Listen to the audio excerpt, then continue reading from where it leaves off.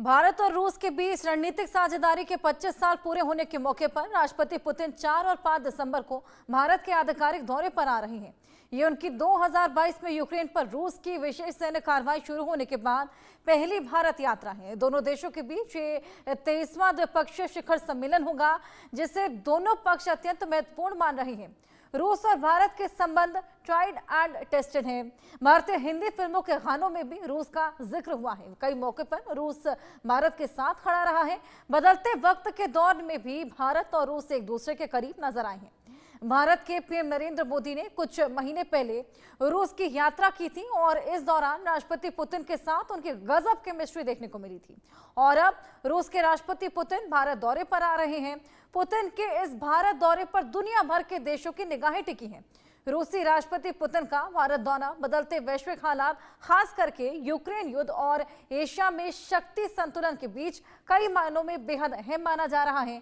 भारत और रूस के संबंध दशकों पुराने हैं। डिफेंस से लेकर व्यापार तक, व्यापार से लेकर स्ट्रेटेजिक पार्टनरशिप तक में दोनों देश हमेशा एक दूसरे के साथ रहे हैं।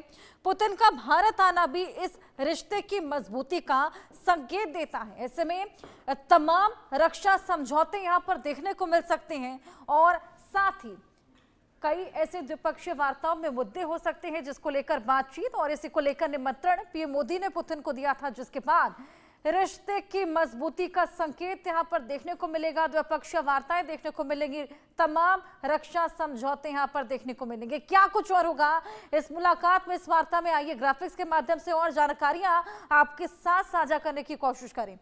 पुतिन का ये भारत का दौरा, 2 दिनों के भारत दौरे पर रूस के राष्ट्रपति पुतिन और 4 दिसंबर को भारत आएंगे, यानी कि कल वो भारत आ जाएंगे। इसके बाद पुतिन के भारत दौरे की सभी तैयारियां पूर्ण कर ली गई हैं और इस बीच भारत रूस के बीच 3 बड़े समझौते होने के आसार हैं। ये समझौते बेहद महत्वपूर्ण रहेंगे। 5 दिसंबर को पीएम मोदी और पुतिन के बीच में वार्ता होने वाली है। पुतिन पीएम मोदी के साथ 23वें द्विपक्षीय शिखर बैठक करने वाले हैं और इसी बीच पिछली बार 2021 में भारत आए थे पुतिन। साथ ही आपको बताएं कि पुतिन के भारत दौरे पर दुनिया भर की नजरें टिकी हुई हैं। सभी की निगाहें इस मुलाकात पर कि कौन से समझौते आखिरकार यहां पर देखने को मिल सकते हैं, क्योंकि ऐसे तमाम रक्षा समझौते हैं जिसको लेकर बातचीत यहां पर सहमति बनती हुई नजर आएगी। पुतिन के भारत दौरे की सभी तैयारियां पूर्ण है। कल वो आने वाले हैं, उसके बाद देखने को मिलेगा कि कौन कौन से समझौते यहां पर होते हुए नजर आएंगे। इसी बीच कैसे कैसे ये पूरी मुलाकात रहेगी, कहां कहां जाने वाले हैं, क्या कुछ उनका शेड्यूल रहेगा, ये भी आपको बताएंगे।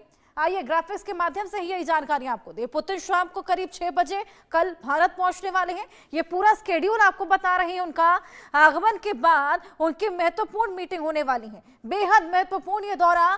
पीएम मोदी के साथ में प्राइवेट डिनर रहेगा और अन्य निजी कार्यक्रम भी है जिसमें वो हिस्सा लेते हुए नजर आएंगे। सुबह 9:30 बजे राष्ट्रपति भवन के प्रांगण में औपचारिक स्वागत समारोह होगा, जहां पर भव्य तरीके से स्वागत उनका किया जाएगा। त्रिसेवा गार्ड ऑफ ऑनर भी उनको प्रदान किया जाएगा। उसके बाद 10 बजे पुतिन राजघाट पहुंचकर महात्मा गांधी को श्रद्धांजलि अर्पित करने वाले हैं। 11 बजे पीएम मोदी और पुतिन हैदराबाद हाउस में 23वीं भारत रूस शिखर बैठक करेंगे और कई क्षेत्रों में महत्वपूर्ण घोषणाएं हैं, समझौते हैं, जिसकी उम्मीद इस पूरी मुलाकात में देखने को मिलेंगी। 4 बजे दोनों ही नेता भारत रूस बिजनेस फोरम को भी संबोधित करेंगे। द्विपक्षीय व्यापार को नई दिशा देने पर भी फोकस रहेगा। ये बेहद महत्वपूर्ण मुलाकात शाम को 7 बजे राष्ट्रपति की ओर से शाम को राजभोग होने वाला है। आपको बताएं कि द्रौपदी मुर्मू से भी मुलाकात करने वाले हैं। उसके बाद पुतिन भारत से प्रस्थान कर जाएंगे। 2 दिन का ये महत्वपूर्ण स्केड्यूल क्या कुछ है ये भी आपको बताया। और रक्षा कवच की जब बात निकलकर सामने आ रही है, सड़क से आसमान तक का ये कवच रहेगा। बाहरी खतरे से पूरी तरीके से सुरक्षित, यहाँ पर विमान से लेकर सड़क तक पुख्ता सुरक्षा रहेगी। और आपको बताएं कि फोर्टेंस सिक्योरिटी पर पुतिन रहेंगे, यानी कि सुरक्षा के लिहाज से इंतजाम देखिए। दिल्ली में सबसे मजबूत सुरक्षा घेरा उनको प्रोवाइड किया जाएगा। अभेद्य सुरक्षा घेरे में रहेंगे पुतिन और इसी बीच इसी की तैयारियां भी पूर्ण कर ली गई हैं। चाहे सड़क हो चाहे आसमान, मजबूत सुरक्षा दी जाएगी। बाहरी जितने भी खतरे हैं उसके बीच में ये खतरा कहीं से भी ना रहे, उसको लेकर यहाँ पर सुरक्षा प्रोवाइड की जाएगी। और S-400 पर क्या कुछ और होने वाला है, क्योंकि सभी की निगाहें इस पर टिकी हैं।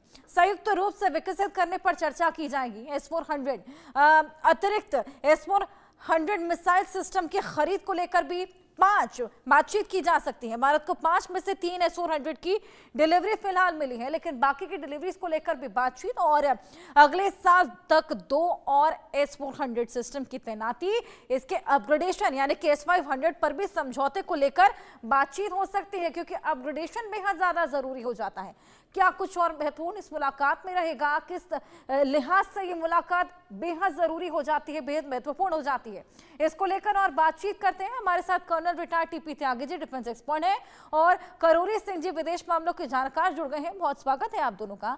करोरी जी, आपके पास आऊंगी। तो इस द्विपक्षीय सम्मेलन होने वाला है, बैठक होने वाली है पीएम मोदी और पुतिन के बीच में। कल उनके आगमन को लेकर तैयारियां भी पूरी हो चली हैं। कितना महत्वपूर्ण आपको लगता है रहेगा रक्षा के लिहाज से और मुद्दों के लिहाज से, चर्चा के लिहाज से, क्या कुछ लगता है आपको समझौते होते हुए नजर आएंगे? देखिए, ऐसा है कि भारत और रूस के बीच जिस तरह के रिश्ते हैं, अभी तक भारत की विदेश नीति की 2 अग्नि परीक्षा हुई हैं। एक 1971 में जब बांग्लादेश इमर्ज हुआ और दूसरा 98 में जब भारत ने परमाणु परीक्षण किया। भारत पे सैंक्शन की बात भी उठाई अमेरिका जैसे देशों ने। और इन दोनों ही अग्नि परीक्षाओं में उस समय का यूएसएसआर और उसके बाद रशिया भारत हुए हर हालात में। तो ये तो इतिहास है दोनों का, और बाकी सहयोग भी होता रहा। अब आज भारत के दुनिया के देशों से रिश्तों के आधार क्या हैं? भारत की नीति के 2 आधार हैं। एक तो यह है कि किसी भी देश से भारत रिश्ता करे, नजदीक आए, तो उसमें भारत की आंतरिक समृद्धि, आंतरिक सामर्थ्य कैसे बढ़े, एक तो ये आधार है। दूसरा है कि अंतर्राष्ट्रीय स्तर में जो विवादास्पद मुद्दे हैं उनमें भारत का प्रयास ये होता है कि भारत विवादास्पद नहीं बने और उससे बच के चलने की कोशिश करता है। तो रशिया और भारत के संबंध हैं वो पहले में तो ठीक है, भारत और रशिया के अगर प्रगाढ़ता होगी तो एयर डिफेंस सिस्टम में भी होगा, नेवल डिफेंस में भी दोनों सहयोग करेंगे, आर्थिक सहयोग भी होगा, भारत की जो एनर्जी रिक्वायरमेंट है उसमें भी मदद होगी, और भारत के लोग, रशिया को इस समय लेबर फोर्स की बहुत जरूरत है, तो भारत के पास टेक्निकली ट्रेंड और अनट्रेंड दोनों तरह की फोर्स है, तो रशिया उसके लिए भी कोई समझौता करेगा। और इसके लिए मुझे लगता है पर्याप्त होमवर्क हुआ है, पर्याप्त तैयारियां की गई हैं कि समझौते हों, सफल हों और उसमें भारत को जो आंतरिक सामर्थ्य है वो बढ़े। लेकिन दूसरी तरफ हम एक चीज देखते हैं कि जब रशिया के नजदीक आएगा तो अमेरिका और यूरोप के देश भारत के को किस दृष्टिकोण से देखेंगे, ये एक थोड़ी सी चिंता की बात हो जाती है। तो भारत उससे बचना चाहता है, बचना इसलिए चाहता है, भारत का एक सामान्य दृष्टिकोण है, चाहे वो यूक्रेन का संकट हो, इजराइल पैलेस्टाइन का हो या अफ्रीका के देशों में होगा, तो भारत एक ही बात कहता है कि भाई कूटनीति और संवाद से समाधान करो, झगड़ा किसी चीज का समाधान नहीं है। इससे आगे भारत प्रोएक्टिव नहीं है, जबकि चीन है, रशिया है, अमेरिका है, वो बहुत ज्यादा प्रोएक्टिव है। लेकिन भारत इतना छोटा देश भी ये नहीं है कि भारत बच के चले अंतर्राष्ट्रीय मामलों में विवादास्पद होने से और बच जाएगा। कहीं ना कहीं तो भारत को हमेशा से भारत रहा है और इसी को देखते हुए हमने देखा कि ट्रंप को खासा मिर्ची लगी थी, जिसके बाद टैरिफ भी उन्होंने खासा लगा दिया था भारत पर। अब उनका क्या रुख रहेगा ये भी देखने वाली बात होगी। टीपी त्यागी जी, आपके पास में आऊंगी। एक रेलॉस है, reciprocal exchange of logistic support, जिसको लेकर खासा बातचीत हुई थी, संसद में इसको मंजूरी भी दे दी गई है रूस के। क्या कुछ है इस डील में?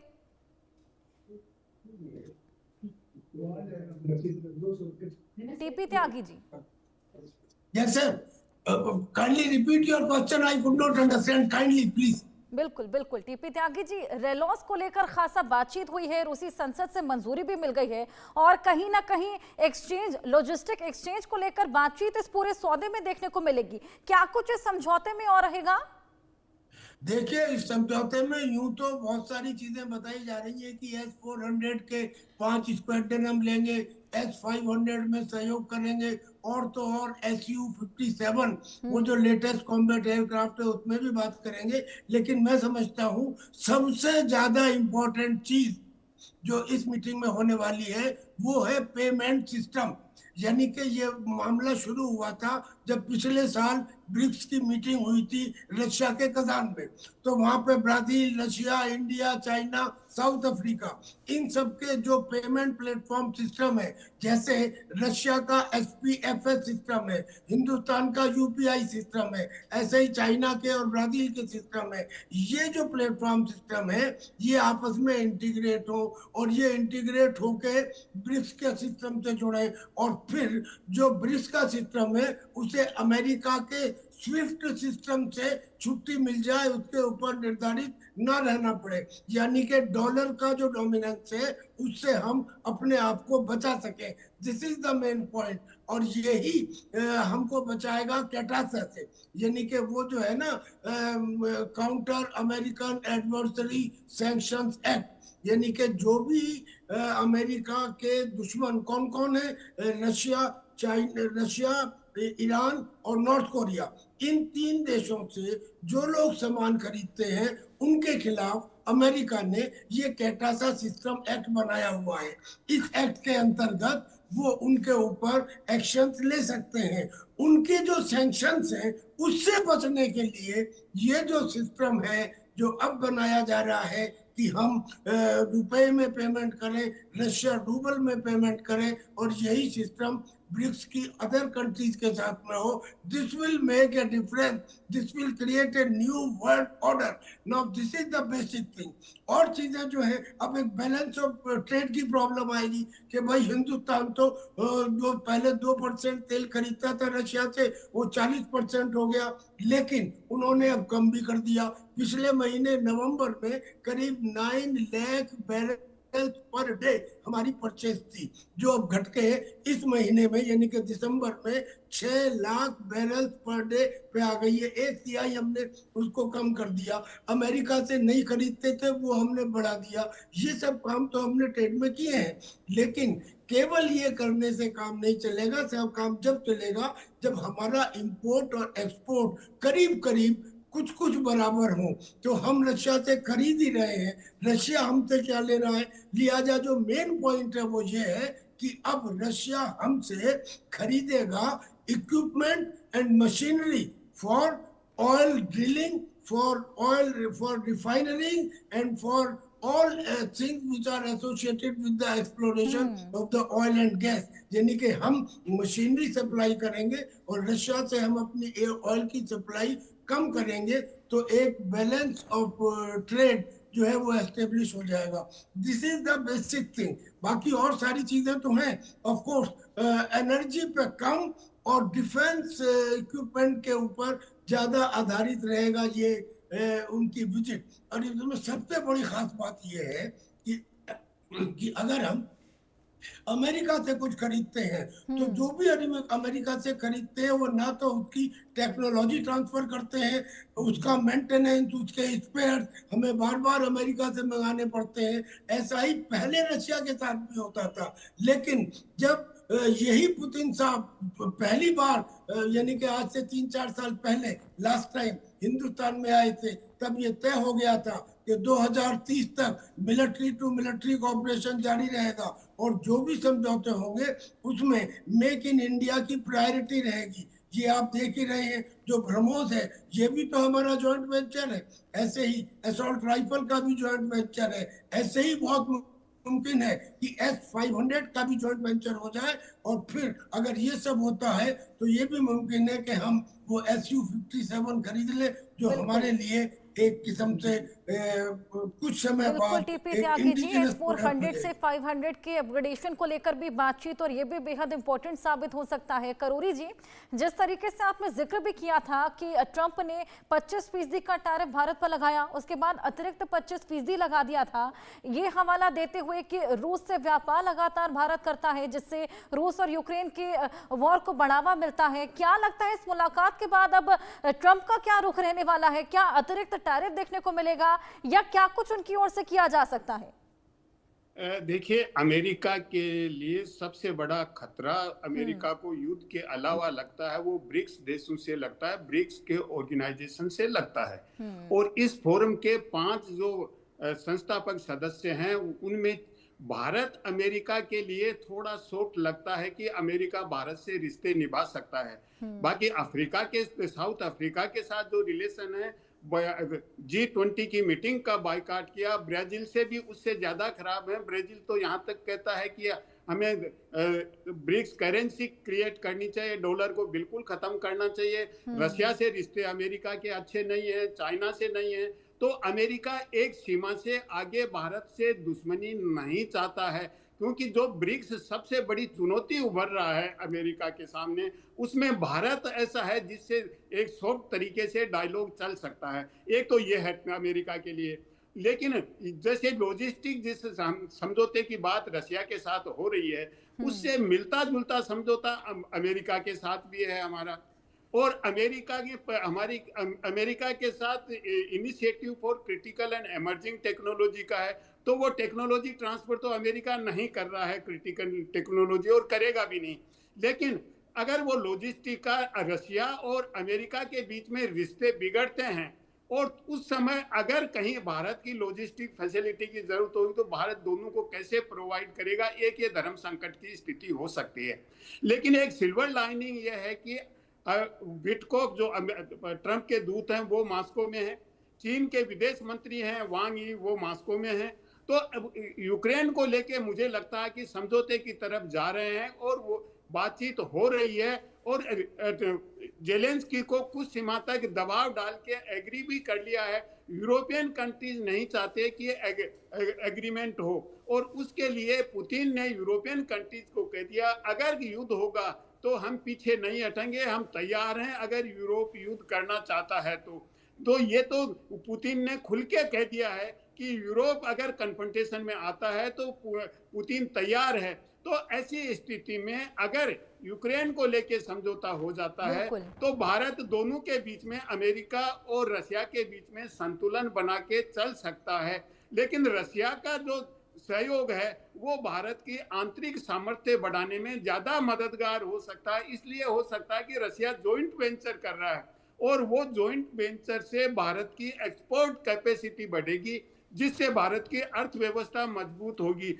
जिसको हम मेक इन इंडिया कहते हैं। वो एक तरह का मजबूत होगा भारत का जो दृष्टिकोण है। तो उस हिसाब से रशिया के साथ अगर हम मजबूत होते हैं। दूसरा जो करेंसी का, त्यागी जी ने भी बताया कि स्विफ्ट जो अभी तक का मैकेनिज्म है, कोई भी पैसा ट्रांसफर होता है तो स्विफ्ट के थ्रू जाता है, तो उसमें लंबी प्रोसीजर है और उसमें डॉलर इन्वॉल्व हो जाता है। तो अब डायरेक्ट अगर स्विफ्ट की तरह का मैकेनिज्म होता है तो वो दोनों देशों के लिए सहूलियत होगा। और इस तरह की जो मैकेनिज्म डेवलप हो रहे हैं उसको अमेरिका कभी भी पसंद नहीं करेगा, क्योंकि ट्रंप कई बार कह चुका है कि ब्रिक्स इज डेड। वो भी ये कहता है कि डॉलर के अगेंस्ट में लड़ेंगे, उनको हम पेनलाइज करेंगे। तो ट्रंप का दृष्टिकोण जो डायरेक्ट व्यापार में जो होगा ट्रांजैक्शन करेंसी का, उसको वो बिल्कुल पसंद नहीं करेंगे। वो डॉलर को डायरेक्ट हिट करेगा, तो ये बर्दाश्त नहीं होगा। फिर भी मुझे लगता है कि भारत की जिस तरह की नीति है, दूसरे देशों की तुलना में भारत अमेरिका, यूरोप, रशिया,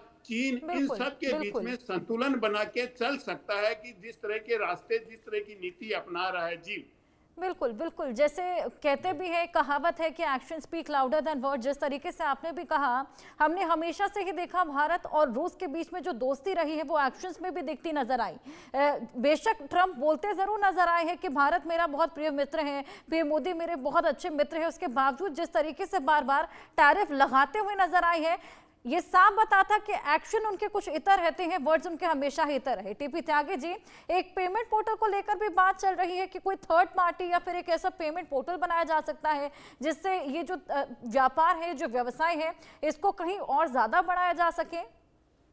जी बिल्कुल सही कहा आपने। मैंने पहले भी आपको जिक्र किया कि रशिया का जो पेमेंट सिस्टम है वो SPFS सिस्टम है। इंडिया का जो पेमेंट सिस्टम है वो UPI है। जो चाइना का सिस्टम है वो SIPS है, SIPS। जो ब्राजील का सिस्टम है वो PIS फिक्स है। यानी कि ब्रिक्स की जो कंट्रीज हैं, और ये प्रपोजल आज का नहीं है जी, ये तो पिछले साल जब कतार में मीटिंग हुई थी ब्रिक्स की तब का है। और ये इनका कहना ये है कि ब्रिक्स की जो कंट्रीज हैं पहले वो आपस में एक दूसरे के पेमेंट सिस्टम से जुड़ जाएं, एक दूसरे की करेंसी में पेमेंट लें, ताकि उनकी डिपेंडेंस अमेरिका का जो स्विफ्ट सिस्टम है, जिसमें समय भी लगता है और पैसा भी लगता है, उससे इजात मिले, इंडिपेंडेंस मिले, डॉलर की दादागिरी खत्म हो। ये अमेरिका को पसंद नहीं है। अब देखिए, अभी करोड़ी जी ने भी कहा, आप भी कह रही हैं और दुनिया कह रही है कि दुनिया में बड़े बड़े नेता होंगे, लेकिन वो बड़े तो होंगे, सम्मानित नहीं है। आज पूरी दुनिया में केवल एक नेता सम्मानित है और वो है हिंदुस्तान और हिंदुस्तान के प्रधानमंत्री। अब सोच के देखिए, हमारा काम केवल ये नहीं है कि जो दिखाई दे रहा है उसके ऊपर बात करें। जब हम एनालाइज करते हैं, यही तो वजह ये भी है सोचते कि हैं, इस तरह के जो रिश्ते हैं, इस तरह का जो सम्मान है, वो इन सौदों के द्वारा भी देखने को मिलता है। बहुत शुक्रिया आप दोनों का हमारे साथ जुड़कर ये तमाम इंसाइट